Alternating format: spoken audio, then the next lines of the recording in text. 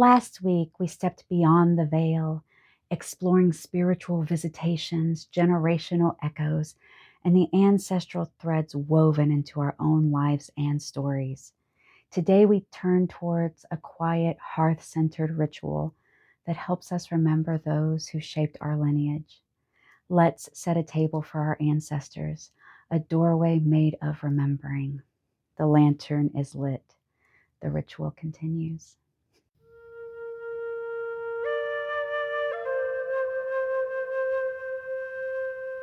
In so many traditions, the dead live on through the way we remember them, through food, stories, laughter, and the rituals that gather us together. In Mexico, they celebrate Dia de los Muertos, or the Day of the Dead, a blending of ancient Aztec traditions with Catholic influences. Families honor the soul of the blessed departed with food, drinks, stories, and ofrendas, or altars with photos and items loved by the ancestors. The Celtic people celebrated Samhain, a time when the veil between worlds was thought to be at its thinnest, and it was thought that spirits walked among the living. Divinatory practices were thought to be particularly potent at this time of year, and mumming or wearing costumes to hide from the spirits was also a common practice. But today we honor another tradition called a dumb supper, dumb meaning silent. A dumb supper isn't about summoning a spirit. It's about presence and remembrance. It's about acknowledging that love doesn't vanish. It just changes form. The tradition of leaving food out for ancestors is ancient and spans cultures from across the world and across time.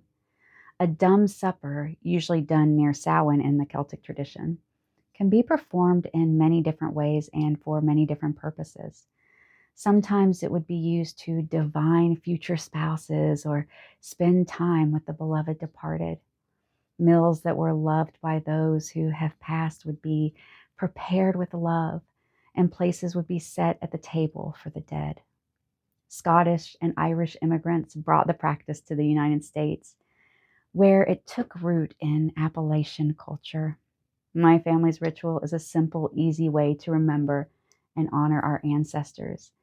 And remember that within our own bodies and souls lies the lineage of an endless line of spirits who lived and loved just like we do. Today's ritual is a simple way to honor that truth. And if you're new here, or if you'd like to understand how each month unfolds through illumination, practical magic, the Curio shelf, and thresholds, you can watch the orientation video for the Mystic's Lantern anytime.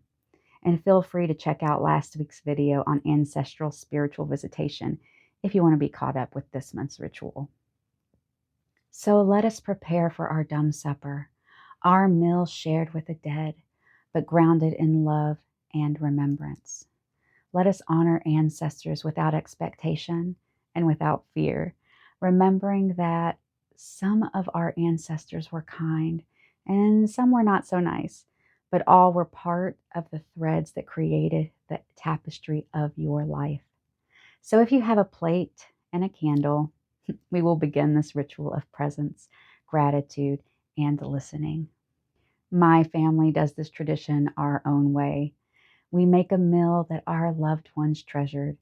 I like to make chicken and dumplings for my grandparents, just the way my grandmother used to make it, with a few of my own little additions and changes. However, just a note, you do not have to cook anything. You can simply sit an empty plate on the table if you wish, or a plate with an apple or any other type of food. Also, remember fake candles or no candles are fine as well.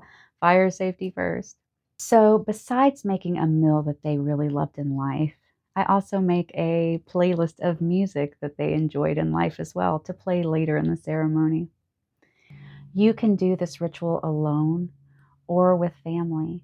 When I cook the meal, I think about the ancestors, the ones I knew and the ones I didn't know, the ones I had heard stories about and the ones whose names were lost to history. If you aren't cooking, you can meditate on this. I sometimes play their music if I'm alone, or I may laugh and talk about their old stories with family members or friends if others are attending. In this way, the preparation itself becomes its own offering.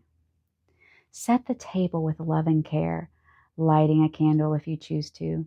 Set spaces for all the living who will be there, and an extra place setting for the dead. You can use just a plate, or you can add silverware, a napkin, and even a drink if you wish. Make it as simple or elaborate as feels right to you. Then say a simple welcome, something like, "Tonight we remember you.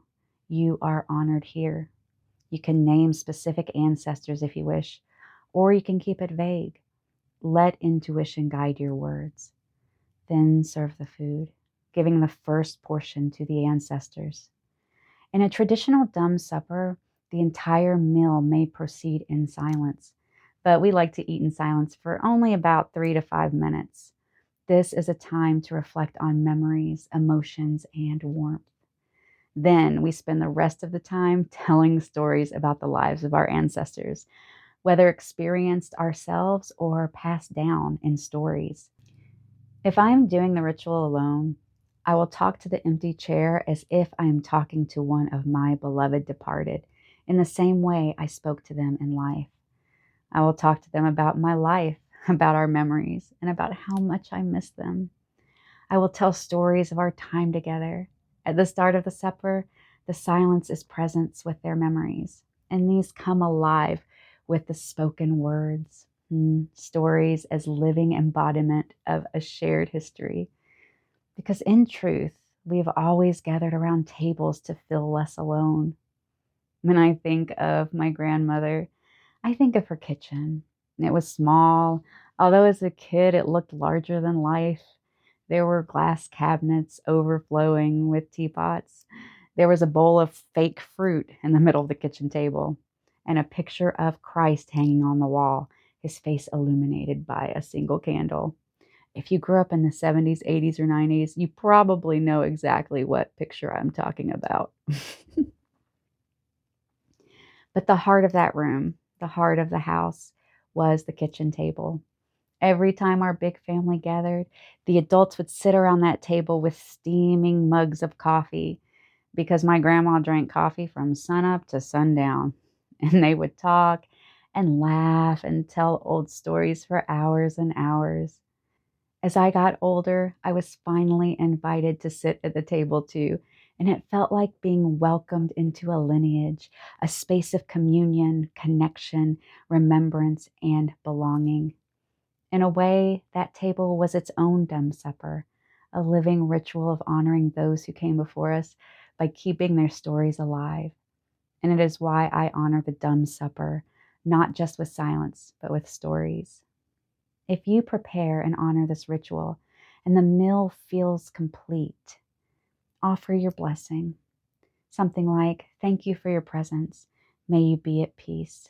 May our lineage heal forward and backward." Of course, say whatever comes to your heart. Extinguish the candle gently. There are different traditions on what to do with the food offered to the ancestors. In some traditions, it would never be eaten. In others, it's okay to consume it because the spiritual essence has already been offered. Do whatever feels right to you.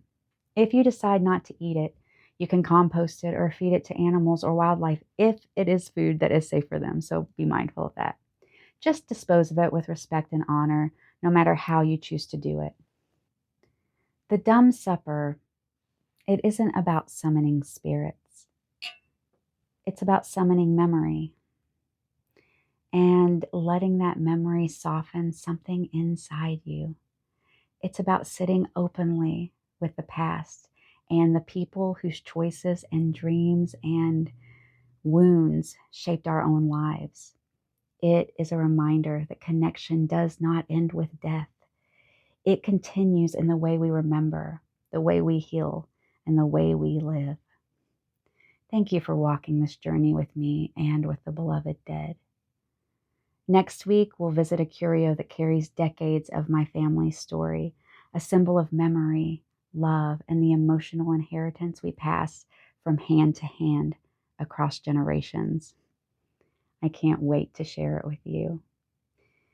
If you held your dumb supper, I'd love to hear who you honored and what meal you chose and some stories. As a sacred ritual, please only share what you feel comfortable sharing. But in a way, the comments and stories we'll share on here are their own honoring ritual for those who have passed. The circle softens, but remains open. I'll see you next week, Mystic Travelers.